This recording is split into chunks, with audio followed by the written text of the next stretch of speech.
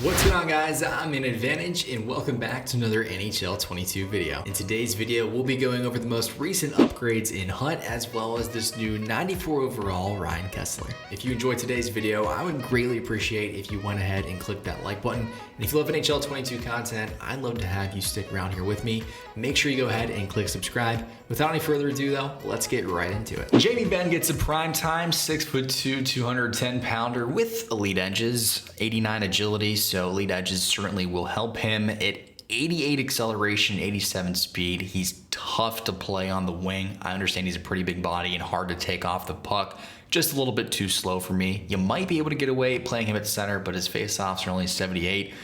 It's probably a pass for me. Blake Wheeler looks solid the other night against Nashville, and the 6'5", 225 pounder gets a primetime card. He does have workhorse or buzzing, so that's going to increase his acceleration by 2 or speed by 1. I'd probably activate workhorse, and also has magician. In addition to that, unstoppable force. Haven't really noticed it, and on a player that's 6'5", 225 like Wheeler, probably wouldn't even be worth activating, but you can play around with it. 88 acceleration, 86 speed, kind of like BENN.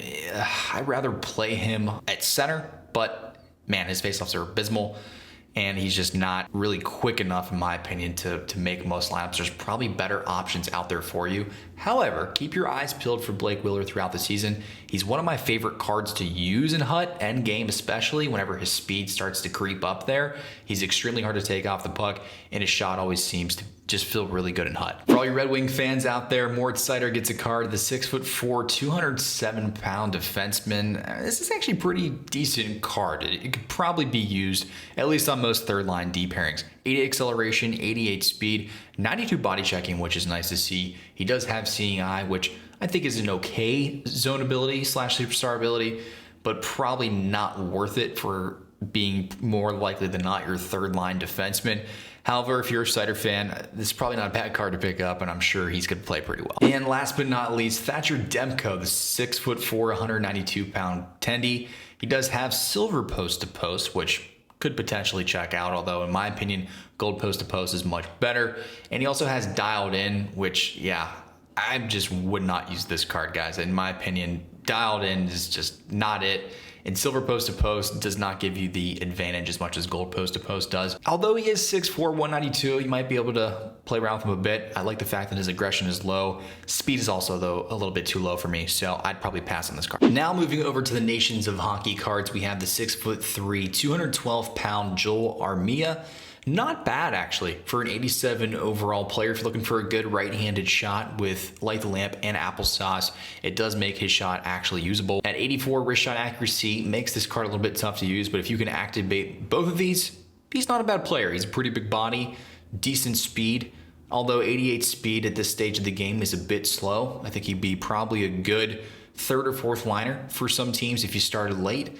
However, Born Leader probably wouldn't activate if he's anywhere past your third or fourth line, but if he's on your top 2 pairings, not a bad one to pick up. It's nice to see that UMBERGER gets a card, but this one's pretty tough to use. It's 6'2", 214, only 87 acceleration, 88 speed. His shot is kind of middle of the road. There's just better 88 overall options out there. I do like the fact that he has big tipper, but probably would steer clear picking up this card. I think that there's better options for you. Up next, McCulloch gets a card. This one's actually kind of sneaky. For an 89 overall, for some teams, maybe a good third line, second line, or even a first line D pairing, he's not bad. He's pretty sneaky good with Spark and Distributor, as well as Silver Shutdown, as well as Ice Pack. Probably wouldn't activate Ice Pack, but in my opinion, Silver Shutdown on a player that's 6'2", his reach is going to be pretty decent. And at 91 acceleration, 89 speed, and 94 body checking, his defensive stats are also pretty solid, so probably not a bad pickup. Let's see if there's any on the auction house right now. There isn't, but I think probably around 45, 50K max, but probably 45K you could pick him up, and I think he'd be a solid buy for most teams. Moving over to the left-handed defenseman side, MCCABE gets his card at 6'2", 223 pounds. Again, another sneaky player that I think actually could be pretty good. At 6'2", 223 with 96 body checking and 94 defensive awareness. This card's pretty studly. In addition to that, he has Seeing Eye and 1T. I only would activate both of these if of course, he was on your first line D pair. At 89 acceleration, 89 speed, he is a bit slow, but slap shot power and wrist shot power are pretty high. So you could rip some of those clappers and wrist shots with both his Seeing Eye and 1T abilities. I think this card's pretty decent. I wouldn't pick him up for any more than 50 to 55K max, but he's not bad. DARIUS KASPARAITIS gets another card, and if you're a Pittsburgh Penguins fan like me, you'd love to see KASPARAITIS in the game. He is a bit small at 5'11", 212. However, his gold truculence certainly does make up for that. And at 91 speed, 91 acceleration, 92 body checking, and lastly, 97 defensive awareness, this card is pretty solid. Let's see if there's any on the market as well. I would say he's probably going for around 50, 55K. If you can pick him up for that, that would be a steal. But this card might be one that goes into the future for quite a bit, because those smaller players that are under 6 foot on defense that have gold truculence, or even silver truculence for that matter, are extremely viable. And I think that his shot and his speed, as well as everything else, being pretty solid across the board, he could be a pretty good pickup. Ryan O'Reilly gets an upgrade to a 91 overall. He does have no contest, which actually is one of my more favorite zone / superstar abilities, especially for only 1 ability point, and gold close quarters. I prefer it in a silver format simply due to the fact that it's 10 ability points, and that's simply not worth it. 6'1", 216, not a bad player, but man, he's just tough to use. 88 acceleration and 86 speed is pretty abysmal. So you also could have distributor, which would flip-flop those, so it'd be 88 speed and 86 acceleration, which really isn't much better. His face-offs are obviously great, defensive stats are good, and shot is pretty solid, but I would probably avoid this card. I think he's just a bit too slow. When it comes to X Factor upgrades, let's take a look at this Ryan O'Reilly card. He does have Spark. Of course, you can put Distributor or something else on there as well.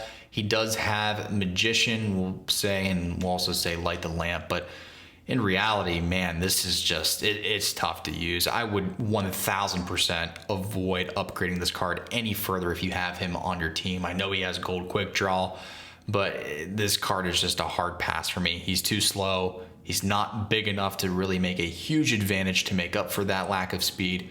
And he's going to be way too costly to get up to 91 overall. And even moving forward, I would just completely avoid Ryan O'Reilly's card. And last but not least, Ryan Kesler. Now you can either put Wingman or Spark, which is both going to increase that acceleration by 2. So that would get him up to 93 acceleration. He also has Buzzing, which would bump up to 91 speed. I actually really like this card's build as a whole. He does have close quarters.